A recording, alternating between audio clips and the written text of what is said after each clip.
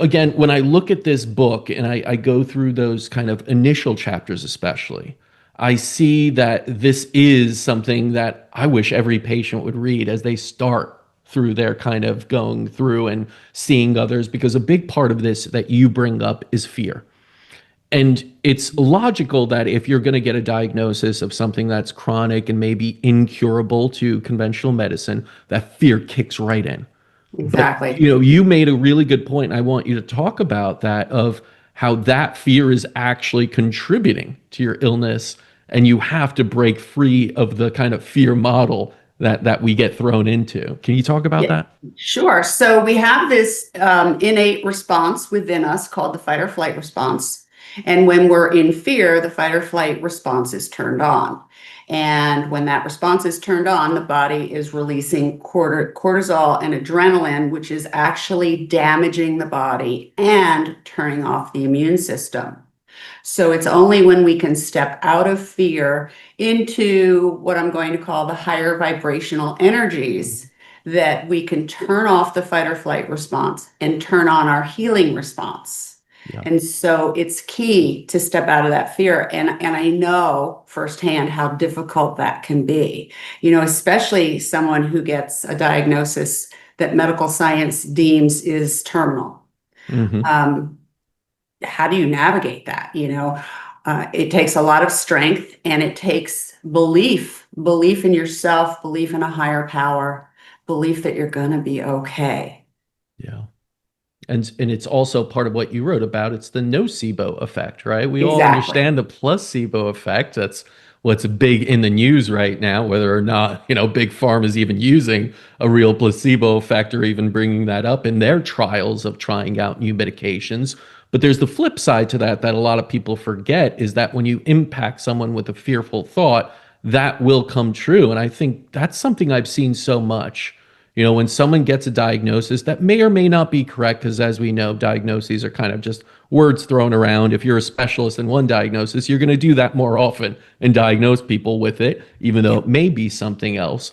But that diagnosis alone, and let's say a 20% chance to recovery, suddenly instills that, and you start feeling worse and worse. I think you even Yes. gave a great story about your mother, unfortunately, Yes. succumbed to illness at the exact point that the doctor told her that it would be, right? And I've seen that many Exactly. times from family members and friends who tell me stories. And it kind of goes to show that, are we listening to doctors with too much trust in, and is that nocebo effect really that powerful? It is. It is that powerful. And I Mhm. would like to share that story about my mother. Please. So my mother was diagnosed in November with pancreatic cancer, Mm. and her trusted physician told her she had 6 months.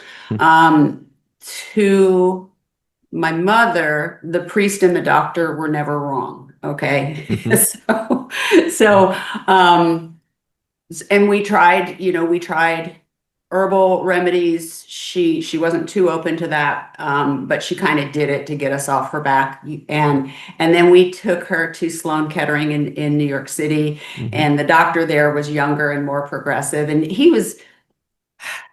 it tears me up. He was Mm. actually on his knees in front of her saying, "We don't really know how long you have. You Mhm. might have 6 years." And so he was trying to, so a seed had been planted and the tree grew, and he was trying to uproot that tree Mhm. and pull it out. Consequently, that did not work. And 6 months later, my mother passed from her Mhm. pancreatic cancer. And so I always wonder, what if her trusted physician had, okay, fine, you've got pancreatic cancer. We know that 90% of the time it's terminal. But what if he had said to her, "You could have 6 years, you could have 6 months, we just don't know." How would Absolutely. that have changed the picture? So, I've seen it firsthand, and I've experienced it with in my own journey with my doctors. They tell Mm. you, and this is something I love for people to grasp onto. When medical science tells you something is not curable, it's because they haven't found the cure yet. It's Mm. not that it's not curable. It's just that they haven't discovered the cure yet. And isn't it also partly because maybe they don't want to discover the cure, and Maybe maybe because keeping you sick for the rest of your life is a wonderful business venture. it And is. I'm not saying that doctors are initiating this with the intention of it, but you know this, that when you go to doctors, they go off of what they believe is the evidence-based medicine that is the Right. golden standard with a double-blind placebo and published results and everything coming from the top institutes around the world that dictate what they believe, right? So Exactly. their belief system is there, their blinders and all are on. And even if they have good intentions, they're going to say it's incurable when even when presented with other cases that show it's been cured in other ways, they dismiss it, right? Yeah, and I'd like to touch on that because following the pandemic, I see a lot of people posting on social media that they'll never trust a doctor again. Yeah. And I think that's unfortunate because there Yes. are a lot of really good doctors out there.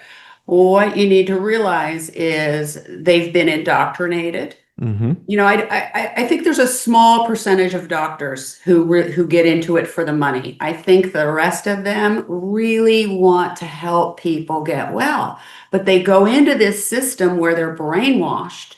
Totally. And so when you're in front of them, they're just regurgitating what they know. And let me tell you what, they don't know everything. That's why the book is titled Everything Western Medicine Isn't Telling You. Yeah. Yeah, because there's a lot they don't know. And my father always said this because he's one that he said he himself went through the conventional route, pain medicine, anesthesiologist, surgery, all of it, right? And he was very conventionally based, went through the educational system of medical school, but he had to deprogram himself in order to open himself to travel the world and see what else was in there and learn traditional Chinese medicine, Ayurveda, like European biological medicine. But he said it was difficult.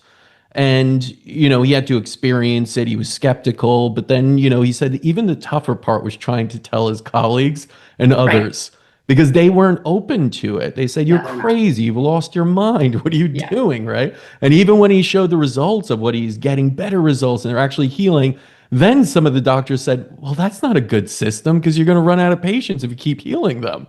And you won't make money." Right. Right. And meanwhile, he did better and better. And of course, your reputation starts to become someone that truly heals and not just manages and everything else.